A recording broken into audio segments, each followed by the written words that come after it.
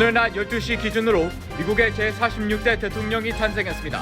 트럼프 대통령은 대통령 최후 연설에서 4년 후 재선 출마를 간접 시사했습니다.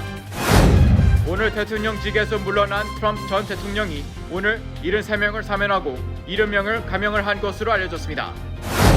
FBI가 맨하튼 9.11 테러 기념관 폭파 음모를 꾸민 20대 미군 병사를 체포했습니다. 조 바이든 대통령이 오늘 취임 직후 17개 행정명령에 서명했습니다. 뉴욕시가 코로나19로 피해를 입은 퀸스 지역 소상공인에게 최대 2만 달러의 재난지원금을 지급합니다. 내 집같이 편안한 은행 뉴 밀레니엄 뱅크가 뉴저지 클러스터와 뉴욕 플러싱에 새로운 지점을 오픈하였습니다. 클러스터 570 피어먼트 로드와 플러싱 141 노던 블러바드에 위치한 새 지점에서 모든 금융 업무와 혼무 기지 상담도 함께 해드립니다. Member of FDIC and Equal Housing Lender.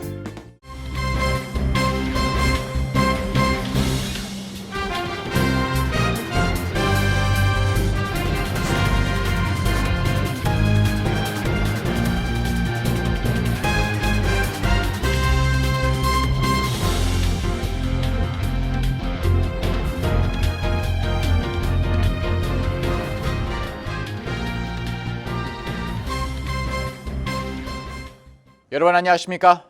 KBTV 뉴스 9 이창원입니다.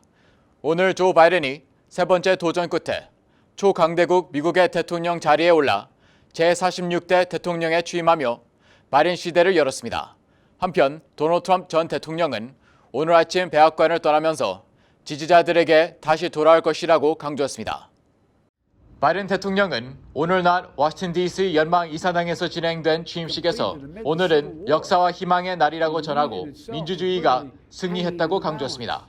바이든 대통령은 미국의 단합을 강조하며 모든 미국인들을 위한 대통령이 될 것을 다짐했습니다. 그는 특히 동맹을 복구하겠다는 뜻도 밝히면서 다시 한번 세계와 교류하겠다고 말했습니다. 바이든 대통령은 1942년생, 올해 79세로 미국 최고령 대통령입니다. 바이든 대통령은 1972년 30세에 델러웨어주 연방 상원의원에 당선된 후 36년간 상원의원을 지냈으며 버락 오바마 전 대통령 집권 8년간 부통령을 역임했습니다. 바이든 대통령은 팬데믹과 경기 침체, 극심한 내부 분열 등 전례가 없을 정도의 복합적 위기 상황에서 등판해 이를 수습할 막중한 책임을 떠안고 있습니다.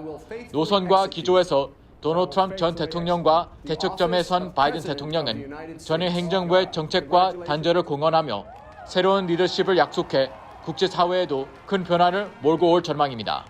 과거 대통령 취임식은 수십만 명의 인파가 몰리는 축제 같은 행사였지만 올해는 코로나19 대유행에 무장 시위 우려까지 커지며 2만 5천 명의 주 방위군이 지키는 군사작전 같은 분위기 속에서 진행됐습니다. 오늘 취임식에는 마이크 펜스 전 부통령, 버락 오바마 전 대통령과 미셸 오바마 전 영부인, 빌 클린턴 전 대통령과 힐러리 클린턴 전 국무장관 등이 자리했습니다. 트럼프 전 대통령은 예고했던 대로 바이든 대통령 취임식에 불참했습니다. 취임식을 몇 시간 앞두고 도널드 트럼프 전 대통령은 백악관을 떠났으며 송별 행사가 열린 앤드루스 공군 기지에서 대통령으로서 최후의 연설을 했습니다.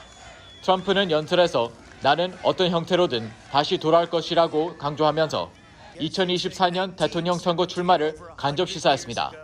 이어 자신의 지적으로 우주개발, 감세, 대법원 판사 임명, 최고의 주가 기록 등을 나열했습니다. 또 새 행정부의 큰 행운과 성공을 기원한다며 그들이 큰 성공을 거둘 것이라고 생각한다고 덧붙였습니다. 이후 트럼프 대통령은 자신이 소유한 마르라고 리조트가 있는 플로리다로 향했습니다. 오늘 정오 대통령직에서 물러난 도널드 트럼프 전 대통령이 오늘 73명을 사면하고 70명을 감형했다고 백악관이 밝혔습니다. 다만 선제적 사면 가능성이 거론된 본인과 가족은 사면 대상에서 제외했습니다. 사면 대상자에는 한때 트럼프 전 대통령의 측근이던 스티브 배넌 전 백악관 수석 전략가, 후원자인 사업가 엘리엇 브로이디 등이 포함됐다고 언론들이 밝혔습니다. 배넌은 트럼프 대통령의 대표 공약인 미국 멕시코 장벽 건설과 관련해 온라인 클라우드 펀딩 활동을 벌이는 과정에서 거액을 사적으로 사용한 혐의를 받고 지난해 8월 체포된 뒤 기소됐습니다. 뉴욕타임즈는 트럼프 대통령이 배넌과 전화 통화를 한 뒤 사면을 막판에 결정했으며 사면은 혐의를 모두 무효로 한다고 로이터 통신이 보도했습니다. 브로이디는 트럼프에 거액의 정치 후원금을 기부한 사업가로 외국 로비 관련 법률을 위반한 혐의로 기소된 뒤 자신의 유죄를 인정했습니다.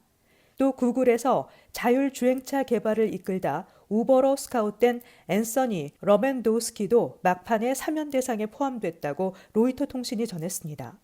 금융범죄로 기소된 공화당 전략가인 폴 에릭슨, 총기 소지 혐의로 징역 10년형을 선고받은 래퍼 릴 웨인도 명단에 이름을 올렸습니다.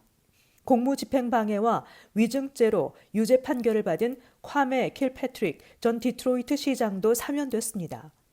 반면 트럼프 대통령의 개인 변호사 루돌프 줄리아니 전 뉴욕시장은 사면 대상에서 제외됐습니다.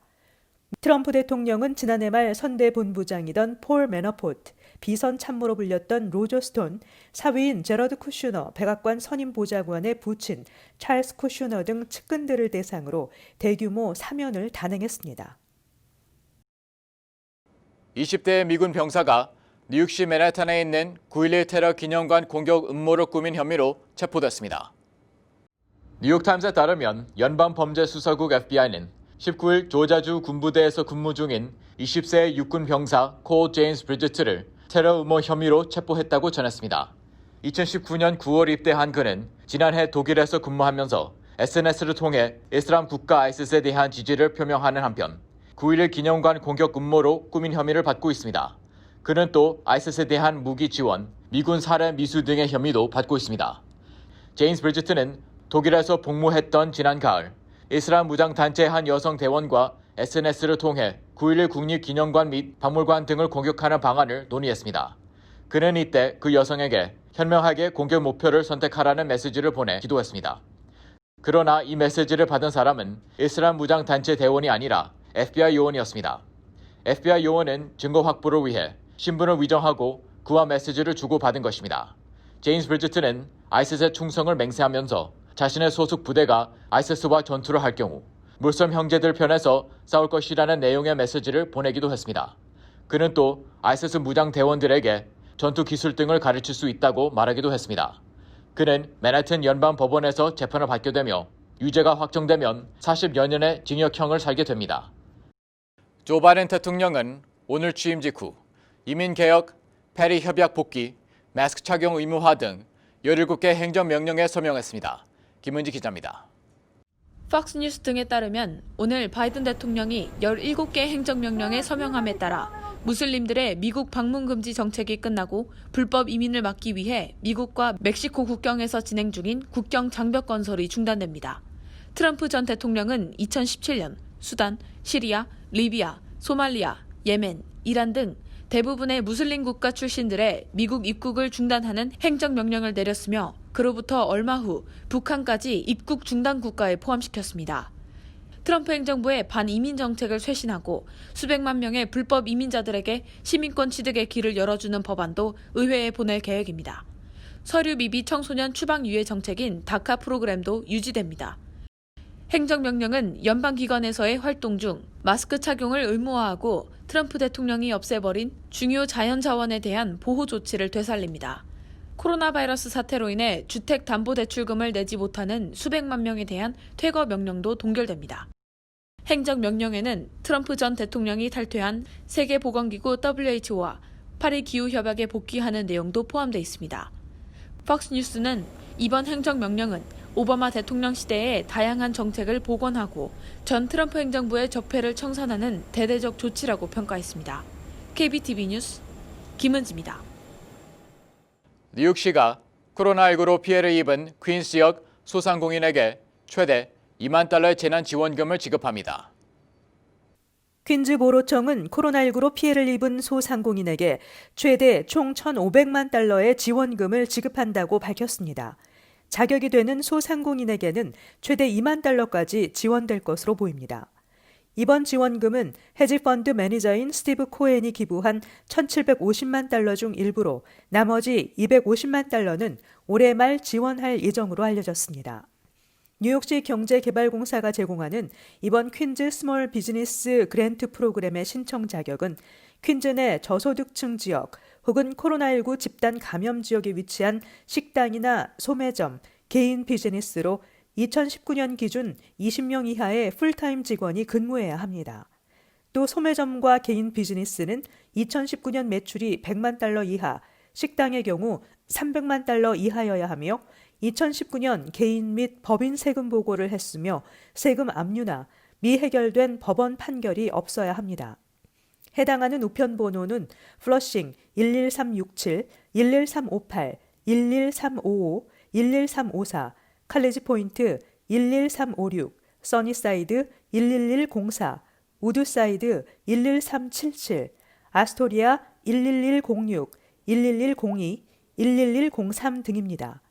코로나19 집단 감염 지역 우편번호는 파라코웨이 11694와 자메이카 11412, 11436 등입니다. SAT 시험 주관처 칼리지 보드가 SAT2 서브젝트 테스트를 전격 폐지하기로 했습니다.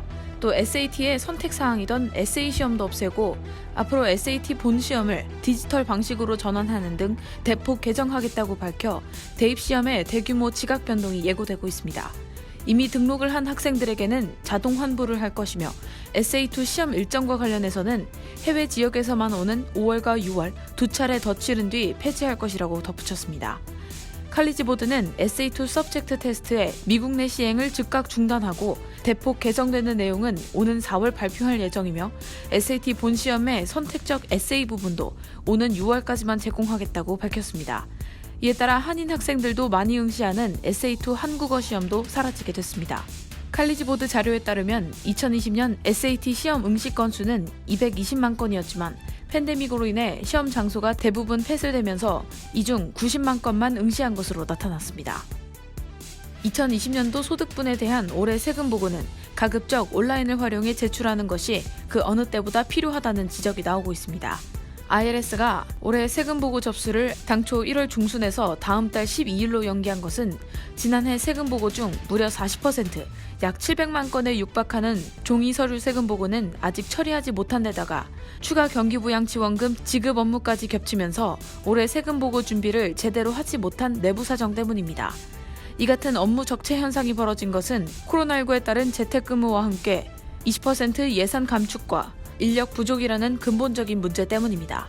따라서 온라인 세금 보고를 할 경우 증빙 서류가 준비되는 대로 온라인을 통해 IRS 프로그램을 활용해 미리 입력해 두었다가 개시일에 전송하면 그만이기 때문에 이 방법이 바람직하다는 조언이 나온 것입니다. 특히 개인 연소득이 7만 2천 달러 이하인 경우 IRS가 제공하는 무료 온라인 세금 보고 프로그램을 활용할 수도 있습니다. 뉴요커 4명 중 1명이 코로나19 백신을 맞을 계획이 없다는 설문조사 결과가 나왔습니다. 어제 시에나 칼리지 리서치 연구소가 804명의 뉴욕주 유권자들을 대상으로 설문조사를 실시한 결과 27%가 코로나19 백신 접종을 받을 계획이 없다고 응답했습니다. 조사에 따르면 이미 백신 접종을 받은 응답자는 7%에 달했으며 접종받지 못한 응답자 중 69%가 접종을 받을 계획이라고 답했습니다. 공화당 또는 정당이 없는 사람 중 35%가 백신 접종 계획이 없다고 밝혔으며 18세에서 34세 응답자의 36%가 백신을 맞지 않을 것이라고 답했습니다. 이 조사의 표본 오차율은 4.1%포인트입니다. 이런 가운데 뉴욕주의 백신 접종 비율이 보유량 대비 80%에 육박했고 뉴욕시 백신은 오는 금요일 소진될 전망인 것으로 나타났습니다. 뉴저지 경제인협회는 지난 18일 저녁 잉그루드 클립스에 위치한 바이시클 클럽에서 정기 총회 및 신년 할애회를 개최했습니다. 코로나19 가이드라인에 따라 대부분의 회원들에게 위임장을 받아 진행된 총회는 신년 예산 인준, 정관 개정, 향후 행사 계획 인준 등의 순으로 진행됐습니다. 정관 개정에 두드러진 점은 회장 선출권을 다시 예전 정관대로 이사회에서 선출하는 것으로 변경하고 선거 과열 분위기를 방지하는 것을 주요 골자로 하였습니다. 또 협회 위상의 제고로 인해 회장의 연회비를 증액키로 했습니다. 회원들을 위한 향후 행사 계획으로 3월에는 등산을, 5월에는 차세대 교육을 위한 기금 마련 골프대회, 7월에는 차세대 교육과 애뉴얼 갈라, 9월에는 이틀간 제2회 미 동부 글로벌 비즈니스 엑스포를 가지겠다고 보고해 회원들의 인준을 받았습니다. 잠시 후 커뮤니티 브리핑을 전해드립니다.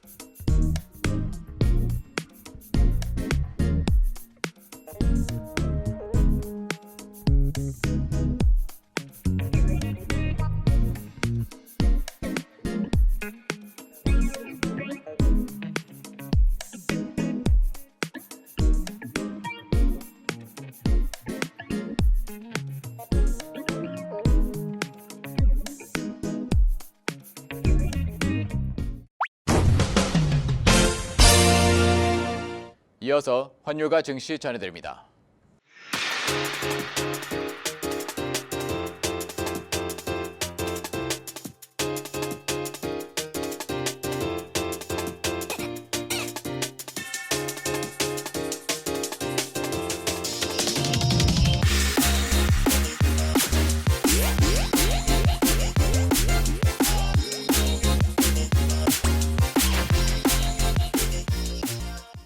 잠시 후 뉴욕과 뉴저지 날씨 전해드립니다.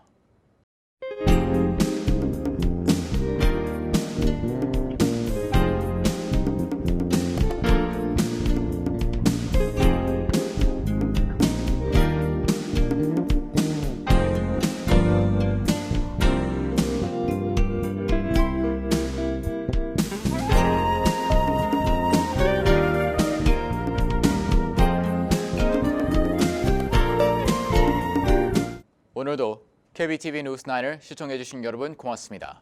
저희는 언제나처럼 매일 밤 이 시간에 찾아뵙겠습니다. 편안한 밤 보내시기 바랍니다.